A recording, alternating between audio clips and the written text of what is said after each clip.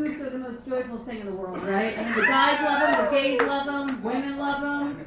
Anyhow, this is not about me right now. This is about our next storyteller and about how awesome Scott Tipping is.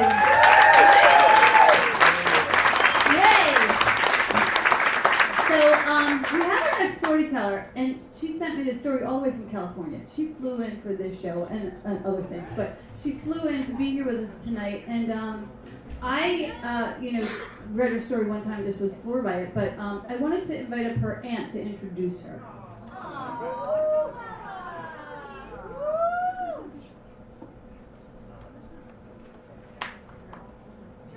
It all began back in 1980. No, I'm kidding. I'm here to introduce my niece. Stand on a box.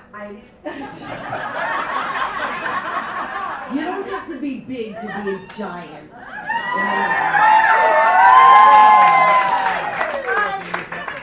Right here. I'm here to introduce my niece, who I'm so ridiculously proud of. Her bravery, her journey, her legacy is something to be admired, and I'm in awe of her. And I know you will be too. My niece, Jessica Franklin.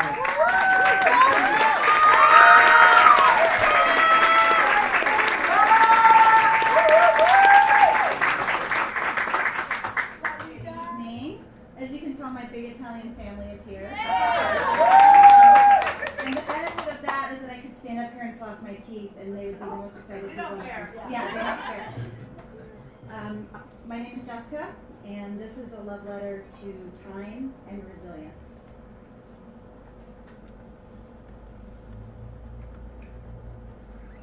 It's hard for me to tell.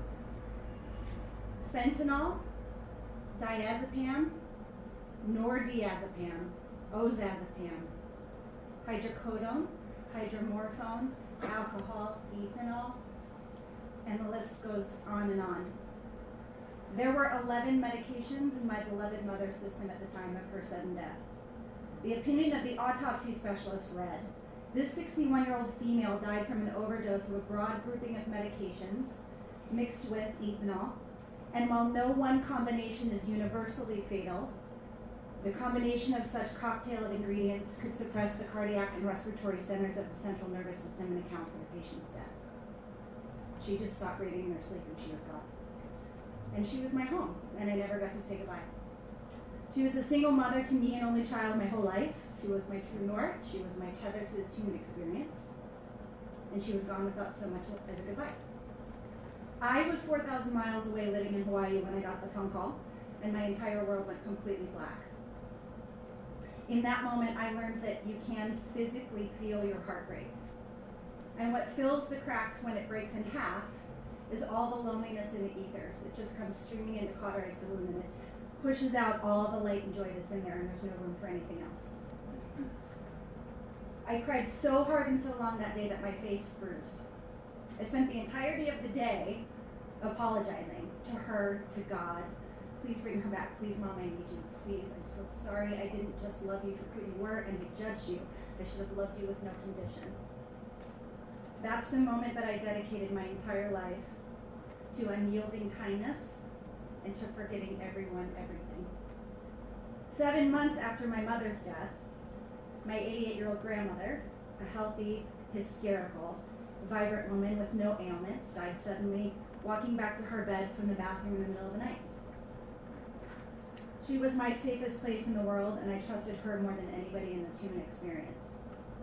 The night before she died, I was coincidentally in town from Hawaii, and I chose not to stay with her, which is very rare. I always stayed with her. I lived with her a lot of my high school years, and we would sleep in the same bed, and we would watch our favorite show, which is Shameless. And it's raunchy and disgusting and fabulous.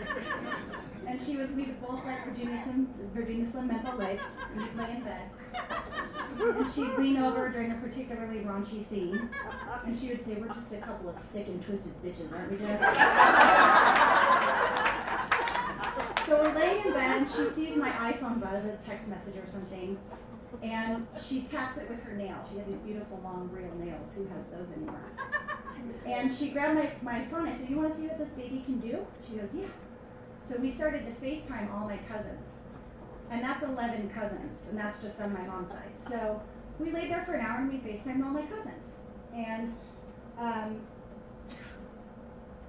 as we lay there afterwards, she looked at me and she started saying things she would never normally say. She said, "You know what, you and I share a soul. We never have to say anything to each other. We are each other, we are in each other." And I was like, "What the fuck? She never talks like this." And because when you would ask her what she believed happened when you die, she'd say, "How the fuck do I know? I'm not that deep." And at that moment, I just jumped out of bed and I was like, I'm going to Aunt Jody's, I'll see you in the morning. Thank you, Aunt Jody, from the intro. And my grandma was shocked and she was really upset. She was like, "Did I do something wrong? You always stay with me. I don't understand." And I don't know why my feet just carried me out of the house. I said, "No, I love you. I'll be here tomorrow at 7:30 for coffee." So she, do I snore? Do I smell? Like, why are you leaving? So she said, "Okay, I'll walk you to the elevator." And if you know my grandma, she always walked you to the elevator. And as the doors were closing on the elevator, she kissed me on the lips, and you can feel her with her little whiskers and everything. Like, and the doors are closing, and she goes, "I'll see you for coffee tomorrow, asshole." And she flashes me with no bra on, which is perfect if you know her. And we got the call the next morning that she had died walking back to her bed from the bathroom. So the last memory I have of my grandmother's with tits hanging down her waist. But if I would have been there to find her and to see that, I would have been broken for the rest of my days. I would have never recovered from that. And that's the moment that I truly believed in the divine. That was a gift to me. I promise this gets lighter. Thank God. I don't know how I'm going to choose a song for this one. I'm really So 2 months later, back in Hawaii, I got a divorce from a terribly cruel, manipulative man. A man who would fall asleep in bathtubs of his own vomit, blacked out drunk. He stopped coming home some nights, and when he did, I was afraid of him. So I told him to choose between me or drinking. And he sat on the edge of the bed and he said, "Look at me." And I thought, "Oh God, my God." He said, "I will never stop drinking." And I said, "See you later." 4 months after that, I got the call that my stepdad had drank himself to death. He had fallen asleep on his back and the fluids in his body had suffocated him.